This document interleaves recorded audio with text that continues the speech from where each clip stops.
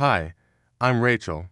I'm 34, and I know you'll hate me when I'm done talking. That's fair. I hate me, too, when people see me now. Silk dress, diamond ring, garden parties in a mansion I never paid for. They think lucky woman. They don't see the ghosts that slip into my room at night, or the voice that still whispers when I close my eyes. I was 25 when I met Daniel. He walked into the dealership where I worked reception, tall, crisp suit, eyes that made you feel like the only person alive. I wasn't stupid. I knew a married man when I saw one. He wore that expensive ring like a badge and an excuse.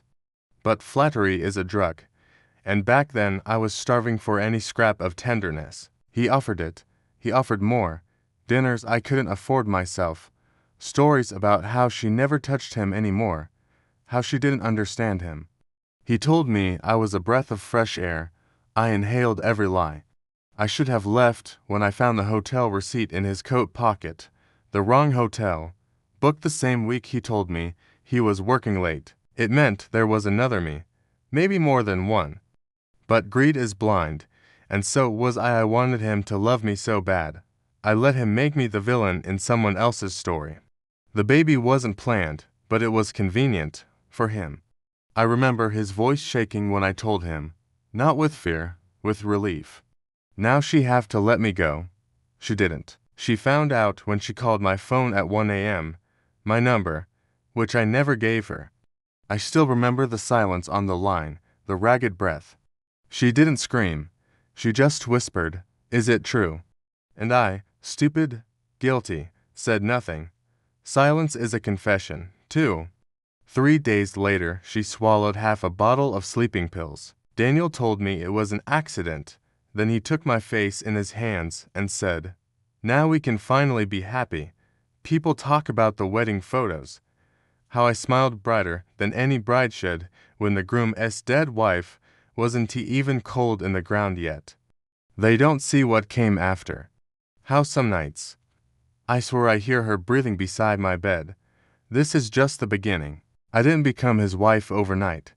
First, I became his secret, then his scandal, then his prize. That's what mistresses who get promoted really are, trophies he hides in plain sight." After she died, Daniel didn't let me show my face at the funeral.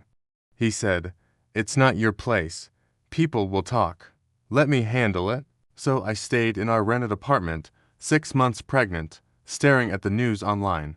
Beloved philanthropist 7 passing. Tragic. No signs of foul play. No signs. No whispers about the other woman who answered her phone at 1 in the morning. He came home smelling of Lila and regret. He brought me takeout like it would shut me up. I didn't ask how she looked in the coffin. I didn't want to know if she wore her wedding ring. I just wanted to believe she forgave me the moment she swallowed those pills. But ghosts don't forgive. A month later, he moved me into her house. Her sheets still on the bed, her perfume in the dresser drawer, her photos smiling down from the hallway, pretending to be family portraits when really they were just evidence I was here first. Tyler, her son, was 17, tall, quiet, eyes so much like hers it made me sick.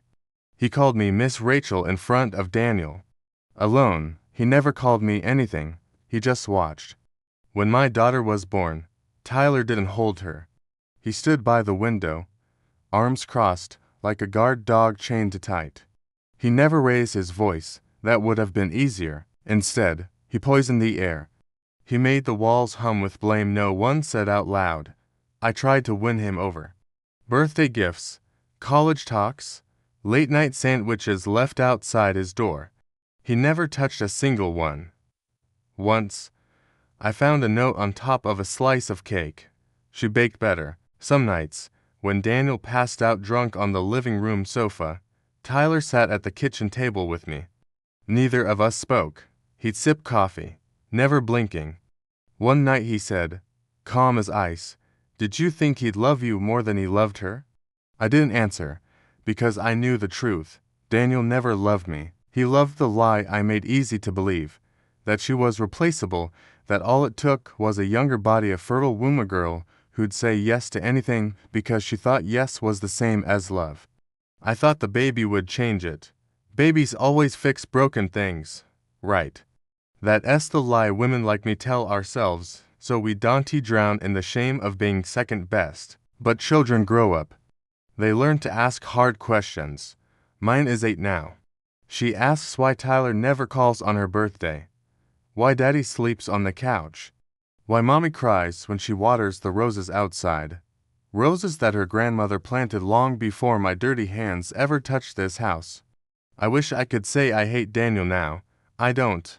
I pity him. He traded one loyal wife for a mistress with guilt for bones. He wakes up next to a lie every morning.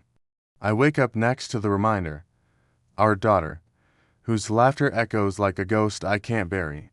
I wish I could say I hate Tyler, but I don't. He was the only one who never lied, not once. I wish I could say I hate her, but you can't hate the dead. You can only envy how quiet they get to be. Next week is our 10th wedding anniversary. Daniel wants a party. Champagne, white tablecloths, expensive apologies in the shape of diamonds. He doesn't know I'm planning my own surprise. Because a decade of silence is enough. Next time, you'll hear everything. 10 years of wearing her ring, sleeping in her bed, raising her child and mine in the house she decorated down to the last rose-patterned dish towel. 10 years of pretending ghosts don't drip from the ceiling when I close my eyes. 10 years of being the living reminder that some victories feel like poison once you swallow them whole. Next week, Daniel's planning a party. He thinks an anniversary fixes everything, as if 10 years erases a funeral that should have never been mine to profit from. He asked me yesterday, will you say something? A toast, maybe. I looked him dead in the eye and lied, like I always do. Of course, darling. I have the perfect words. He doesn't know my toast is already written. Not on a card, not in a cute speech, but in a video. A carefully stitched montage of everything we'd buried under roses and silk sheets. I hired a videographer for the party. Just some highlights for our family archive, I told him. He'll set up a big screen, he'll wait for my signal. And then he'll hit play. What will everyone see? They'll see Daniel's love letters to me dated 3 years before his wife died. They'll see hotel bills, fake alibis, the pregnancy test I took alone in a public bathroom stall because I didn't dare do it at home. They'll hear the voicemail she left me the night she died. I've kept it locked in a file named Truth. Rachel. Tell him I forgive him. I don't forgive you. But I forgive him. Take care of my son. He'll hate you, but take care of him anyway. She was right. Tyler hates me, and I never took care of him. Not really. I was too busy washing my guilt with his father's credit card. After the video, I'll stand up in that glittering room full of fake friends and pitying smiles. I'll lift my glass. I'll say, to Daniel, the man who taught me how to lie so beautifully, I almost forgot who I was before him. To me, the second wife who never once slept a full night without seeing her face in the dark. And to her, the only one of us who found peace. I envy her most of all. Then I'll set my ring on the table. The same ring he gave her first, and I'll leave. No lawyers, no settlement, no hush money. I don't want his last name any more than I want his hands on my skin. He can keep the roses. Let them rot into the soil she sleeps under. People always want to know, did you love him? Yes, and that's the cruelest part. I still do, in some twisted ruin of a heart way. But love doesn't clean the blood off your conscience. It doesn't soothe a child who knows exactly why you sleep with the lights on. Tyler sends postcards sometimes. No return address. 1 line each time, still watching. Good, he should watch. He should know that I'm not hiding behind fancy jewelry anymore. My daughter asked me last night, Mommy, do bad people know they're bad? I kissed her forehead and whispered the only truth I have left. Sometimes. But some bad people tell their stories so they never forget.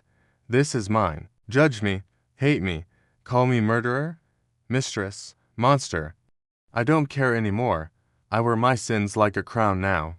Heavy, sharp, impossible to polish clean. But it's mine. And no ghost, no man, No child grown on ashes can take it from me. End of full confession.